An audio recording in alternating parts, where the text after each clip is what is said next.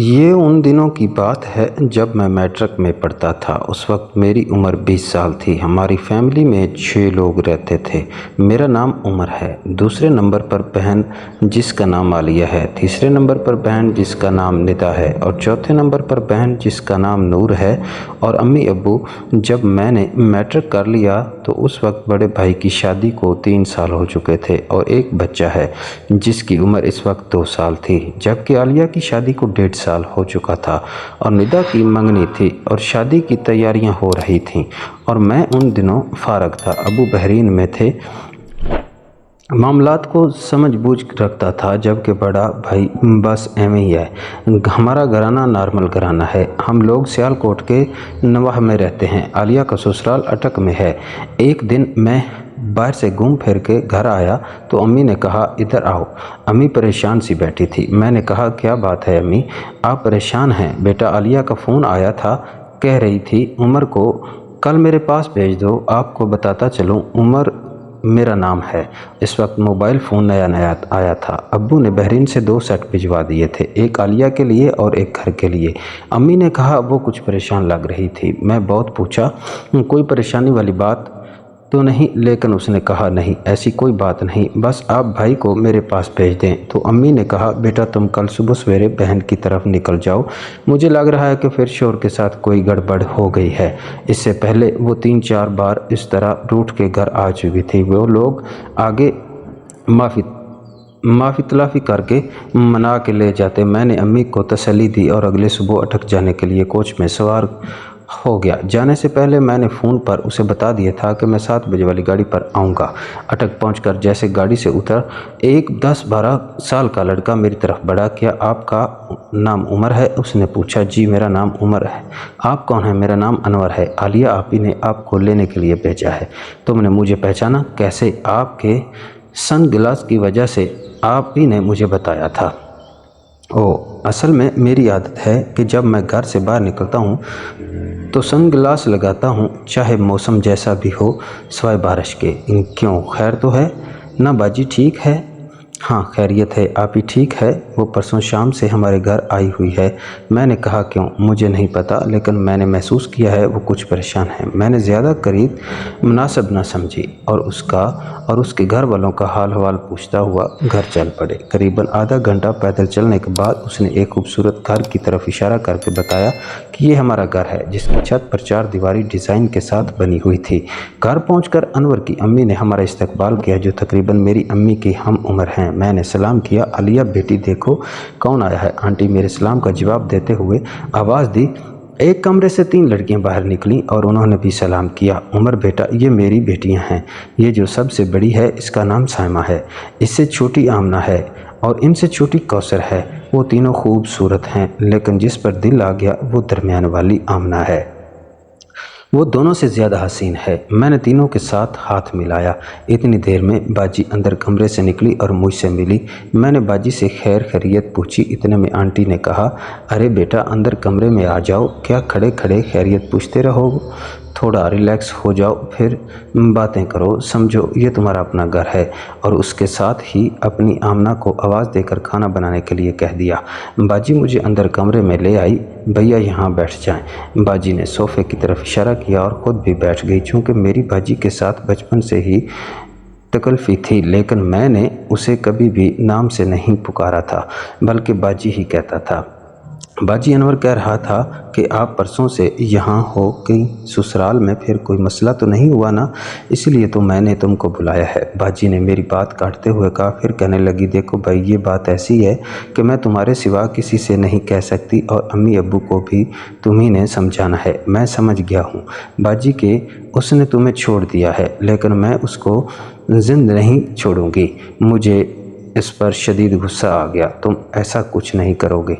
کیونکہ باجی کو پتہ تھا ایسا کرنا میرے لیے کچھ مشکل نہیں، لیکن کیوں، اگر ایسی کوئی بات تھی تو میں آ کے سیدھا کر دیتا۔ نہیں، مجھے پتہ ہے کہ یہ سیدھا ہونے والا آدمی نہیں ہے کہ تم آگے اس کو سیدھا کر لیتے۔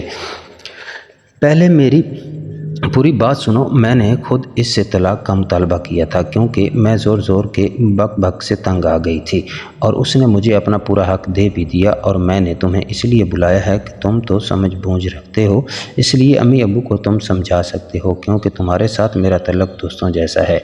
और तुम्हें पता है कि मैं रूठ के मैके कितनी बार आई हूँ, लेकिन उसके अलावा हर हफ्ते यही होता था।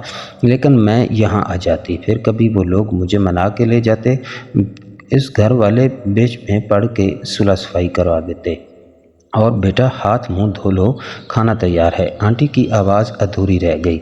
चलो भैया खाना खाते हैं और फिर जाने की तैयारी करते हैं। हम दोनों बाहर आए तो देखा बरामदे में दस्तरखान लगा हुआ था। बैठ के खाना शुरू किया तो आंटी ने कहा, बेटा आलिया की बात तुमने सुन ली? जी आंटी, बेटा आलिया को मैंने अपनी बेटी बनाया हुआ है। बेटा कोई भी लड़की अपना घर नहीं उजाड़ती, मगर जब मजबूरी आ जाती है तो ऐसे तलख फैसले करने पड़ते हैं। कोई भी माँ ये नहीं चाहती कि मेरी बेटी को तलाक हो जाए, लेकिन मैं खुश हूँ कि आलिया बेटी ने दुरुस्त फैसला किया है, उसकी ज़िंदगी तबाह होने से बच गई है। जी आंटी, आपने दुरुस्त कहा और अपने घर वालों को तुमने ये बात समझानी है। ठीक है आंटी, मैं समझ गया। बेटा खाना खाने के ना अनवर के साथ जाओ और गाड़ी में सीटें बुक करा लो, क्योंकि एंड टाइम पर सीट मिलनी मुश्किल हो जाती है। और आलिया बेटी तुम दिल छोटा ना करना, किस्मत ने साथ दिया तो इससे अच्छा रिश्ता मिलेगा। नहीं आंटी, मेरी जूती को भी उनकी परवाह नहीं है। खाना खाने के बाद मैं अनवर को लेके अड्डे पर चला गया। 2 सीटें बुक की 11 बजे वाली गाड़ी पर। उसके बाद हम वापस घर आ गए। वहाँ सब बैठे चाय पी रहे थे। आंटी ने चाय दी। बेटा ये आप लोगों का अपना घर है, तुम लोगों को भिजवाने को दिल तो नहीं कर रहा है, लेकिन वहाँ तुम्हारी अम्मी परेशान हो रही होगी, फिर जब दिल करे आ जाना, वैसे भी मैं चक्कर लगाऊंगी। उस दौरान हमने चाय ख़त्म की और उनके साथ गपशप लगाने लगे। आंटी की फैमिली भी 6 अफराद पर मुश्तमिल है। उसका खामद फ़ौज में है, उसकी 3 बेटियां और 1 बेटा है। थोड़ी देर बाद हम यूं घुल मिल गए जैसे एक ही घर अफराद होते हैं। आंटी की दरमियान वाली बेटी सबसे खूबसूरत थी।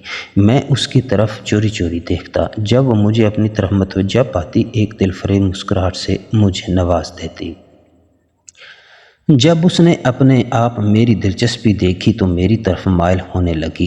बाजी ने मेरी बात नोट की तो उसने मुझे टोक दिया और हम इधर उधर की बातों में मसरूफ़ हो गए। आमना, तुम आलिया के साथ पैकिंग में मदद करो। आंटी ने आमना को हिदायत की और मुझसे कहा, बेटा मैं नूर के साथ ज़रा उनके मामू की इयादत को जा रही हूँ। ठीक है आंटी। नूर को लेकर चली गई। अनवर भी इधर उधर हो गया। मैं आमना के साथ अकेला रह गया। मैं उठ के उसके करीब कुर्सी पर बैठ गया। इतने में बाजी आ गई। उमर, अम्मी के साथ फ़ोन पर बात करोगे या घर जाके? बाजी ने मुझसे पूछा। नहीं, वहाँ जाके बात करूँगा, लेकिन जैसे ही मैं कहूँगा वैसे आपने करना है।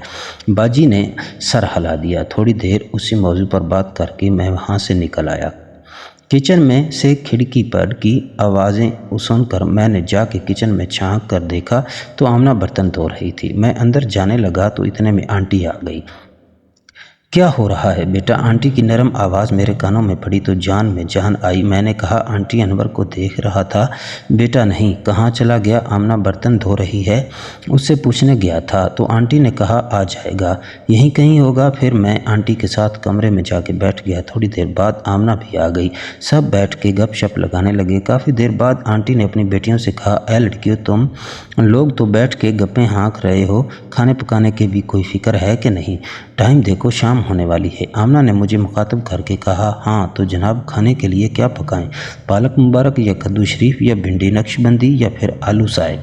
मैंने कहा, मुझ जैसा गुनहगार इनके खाने के काबिल तो नहीं, अलबत्ता कोई सा मुर्गा ज़िबा करके पका लें। मेरे इस जवाब पर जैसे ही हंसी का फुवारा फूट पड़ा हो, सब बेतहाशा हंस पड़े। आमना तो सास दामाद वाला जोक सुनाया था, उन्होंने आज फिर प्रैक्टिकल में सुना दिया है। आमना ने हंसते हुए कहा। आंटी भी हंस रही थी। हाँ मैं समझ गई हूँ, आंटी ने कहा। दरअसल आमना ज़हीन है। उसने दर पर्दा मुझे ये जिता दिया कि मैं तुम्हारी बीवी और मेरी अम्मी तुम्हारी सास। क्योंकि मेरे उस जवाब पर सबसे दिलकश हंसी आमना की थी। फिर आमना उठी और बाजी से कहा, हम दोनों किचन में चलते हैं। तो आंटी ने कहा, ए आमना ये क्या कर रही हो? आलिया हमारी मेहमान है। बाजी भी आमना के साथ ही उठ गई और कहा, नहीं आंटी, मैं यहाँ मेहमान थोड़ी हूँ, ये मेरा अपना घर है। और फिर वो दोनों किचन में गईं और मैं आंटी के साथ बातें करने लगा। आंटी ने कहा, सामान तो उन लोगों ने पैक कर लिया है, क्योंकि एक कोने में 2 बैग आंटी ने देख लिए। एक दरमियाने साइज़ का था और एक छोटा था। मैंने कहा, हाँ आंटी, सामान से याद आया, बाजी का और सामान कहाँ है? वो हमने कल शाम को ही उनके घर से उठाकर यहाँ ला के रख दिया है। अभी तुम लोग जाओ, मैं बाद में अच्छी तरह पैक करके भिजवा दूँगी, तुम कोई फ़िक्र मत करो। और हाँ, वहाँ जाके अपनी बाजी का ख्याल रखना, क्योंकि वो बहुत दुखी है, आंटी ने कहा। उस दौरान आमना मेरी तरफ देख के दिलनशी अंदाज में मुस्कुरा रही थी। जब आंटी उसकी तरफ नज़र करती तो वो मुझे से नज़रें चुरा लेती। जाओ तुम भी जाके उनके साथ खाना बनाने में मदद करो। शायद आंटी ने महसूस किया, तब ही उसको यहाँ से भगा दिया। मैंने कहा, आंटी आप लोग बहुत अच्छे हैं, मुझे ये कहीं भी महसूस नहीं हुआ कि मैं किसी गैर के घर आया हूँ। मुझे ऐसा लग रहा है जैसे मैं अपने ही घर में हूँ। फिर मैं आंटी के साथ ही उसी तरफ काफ़ी देर तक बातें करता रहा। उसी दौरान अनवर भी जाने कहाँ से घूम फिर कर आ गया। रात के 8 बजे के करीब उसी कमरे में बैठ के सब ने खाना खाया, क्योंकि रात को काफ़ी ठंड पड़ जाती थी। वो अक्टूबर की आखिरी तारीखें थी। खाने के बाद आंटी ने अनवर से कहा, जाओ बेटा, इमरान अंकल से कहो कि अपनी सोजो की वैन 10:30 बजे हमारे घर ले आए, मेहमानों को लारी अड्डा छोड़ना है। अनवर सर हिलाता हुआ उठ के चला गया। फिर आंटी ने मुझसे कहा, चाय कौन सी बनाएं? मैंने कहा, कहवा बना लें। आंटी ने आमना से कहवा बनाने के लिए कहा। कहवा पीने के बाद बातों का दौर चलने लगा। 10 बजे के करीब आमना उठ के बाहर चलने लगी। मैं चूँकि दरवाजे के करीब बैठा हुआ था, वो जैसे ही मेरे करीब से गुजरने लगी ललखड़ा सी गई। आंटी ने कहा, बेटा अपनी अम्मी को फ़ोन तो कर लो कि हम 11 बजे वाली गाड़ी में आ रहे हैं। मैंने कहा, हाँ आंटी, आपने अच्छा किया मुझे याद दिला दिया। फिर मैंने अम्मी को इतला दी और साथ ही बता दिया कि हम किस वक्त पहुँचेंगे। और इस दौरान आमना आकर बैठ गई। मैंने देखा उसने पूरी तरह मेरी हिदायत पर अमल किया है। थोड़ी देर बाद अनवर ने अंदर आके इतला दी कि गाड़ी बाहर खड़ी है। मैंने टाइम देखा तो 10:30 से ऊपर था। मैंने और बाजी ने उससे इजाज़त ली। आंटी से कहा, बाजी को गले से लगा लिया। बाजी आंटी के गले लगकर रोने लगी। आंटी ने बाजी को तसल्ली दी। आमना मेरी तरफ देखकर मुस्कुराई। अम्मी ने बाजी से कहा, बेटा रो मत, हम सब आएंगे तुम्हारे घर और ये आना जाना लगा रहेगा। जब तुम्हारा दिल करे अनवर तुम्हें लेके आया करेगा। आंटी ने बाजी के आंसू पहुँचे। फिर बाजी तीनों लड़कियों को साथ गले लगकर मिली। फिर मैंने सब के साथ हाथ मिलाया। उस दौरान अनवर दोनों बैग गाड़ी में पहुंचा चुका था। तकरीबन 11:15 बजे सुजो की वैन ने हमें अड्डे पर छोड़ दिया। वहाँ कोच जाने के लिए तैयार थी, लोग सवार हो रहे थे। अनवर ने मेरे साथ हाथ मिलाया और बाजी को सलाम करके रुखसत हो गया। हम भी गाड़ी में चढ़े। कंडक्टर ने टिकट देखकर आखिरी सीट के आगे वाली सीट की तरफ इशारा किया, आप वहाँ बैठ जाएं। मैंने दोनों बैग सीट के नीचे रखे, बाजी के साथ बैठ गया। गाड़ी अपने टाइम पर चल पड़ी। मैंने गाड़ी में नज़र दौड़ाई, गाड़ी फुल थी। हमारी लाइन के साथ वाली सीट पर एक छोटी उम्र का लड़का और बाबा टाइप का आदमी बैठे हुए थे और उसकी अगली सीट पर एक जोड़ा बैठा था। दोनों मियाँ बीवी लगते थे। हमारे आगे वाली सीट पर 2 मोहम्मद हजरात बैठे ज़रा ऊंची आवाज़ में गप्पे हाँक रहे थे। शायद दोनों ऊंचा सुनते थे। हम दोनों भी बातें कर रहे थे। बाजी ने कहा, उमर आंटी लोग बहुत अच्छे हैं। मैंने कहा, बाजी उनके साथ आपकी वाकफियत कैसे हुई? आंटी का एक भाई हमारा पड़ोसी है, बल्कि आंटी वहाँ अपने भाई के यहाँ आती जाती रहती हैं और उसके बच्चे भी उस तरह मेरे उनके साथ जान पहचान हो गई। बल्कि आमना तो मेरी अच्छी दोस्त बन गई। फिर आमना ने मुझे अपने घर आने की दावत दी। इस तरह मेरा उनके घर आना जाना शुरू हुआ। आंटी बहुत दर्दमंद दिल रखने वाली खातून हैं। एक दिन जब मेरा ससुराल वालों के साथ झगड़ा हो गया तो मैं आंटी के यहाँ आ गई। सब कुछ बहुत खुशी हुई, लेकिन आंटी मेरे अंदरूनी हालत को भांप गई। उसने कहा, क्या बात है, आज हमारी आलिया बेटी परेशान लग रही है, मुझे बताओ। हमदर्दी के 2 बोल सुनते ही मेरी ज़ब्त के बंधन टूट गए और फूट फूट के रोने लगी। आंटी ने देखा तो बेइख्तियार उठ के मुझे अपने गले से लगा लिया। मेरी बेटी रो मत, मुझे बताओ क्या शोहर के साथ झगड़ा हुआ है? मैंने हाँ में सर हिला दिया।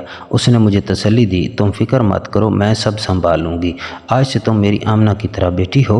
फिर आंटी ने अनवर से कहा, जाओ अपने मामू को बुला के लाओ। उसने मुझे तसल्ली दी, तुम फिक्र मत करो, मैं सब संभाल लूँगी। मैं बैठकर बातचीत करने लगी। आंटी भी साथ बैठे कि बातचीत शुरू हो गई। बहरहाल आंटी और उसके भाई ने मामला संभाल लिया और मैं रात को घर चली गई। फिर तो जब भी उस तरह होता मैं यहाँ आ जाती और फिर ये लोग मामला रफा दफा कर देते। बाजी ने मुझे पूरी सूरत हाल बता दी। और तुम बताओ आमना तुम्हें अच्छी लगती है क्या? बाजी ने अचानक कहा। मैं गड़बड़ा सा गया। बाजी ने कहा, बच्चों मुझसे कोई बात छुपी नहीं है, जब से तुम यहाँ आए हो मेरी तुम पर नज़र है। मैंने कहा, बाजी फिर आंटी से मांग लो ना आमना को मेरे लिए। तो बाजी ने मेरे कान पर चुटकी भरकर कहा, अरे बुद्धू तुम्हें यहाँ मैंने क्यों बुलाया था? ताकि आंटी तुम्हें देख ले। और मैंने आंटी के साथ तुम्हारे रिश्ते के बारे में बातचीत भी की है, लेकिन वो आमना के लिए थी। ग्रेट बाजी, मैं खुशी से मगलूब हो गया। फिर मैंने पूछा, बाजी आंटी ने फिर क्या कहा? बाजी बोली, आंटी तो राज़ी है पर उसके शोर से बात करनी है, वो मान ही जाएंगे। इस तरह मेरी बात कुछ अरसा बाद पक्की हो गई और जल्दी में मैं शादी करने वाला हूँ। इंसान का इखलाक अच्छा हो तो सब कुछ खुद ठीक हो जाता है।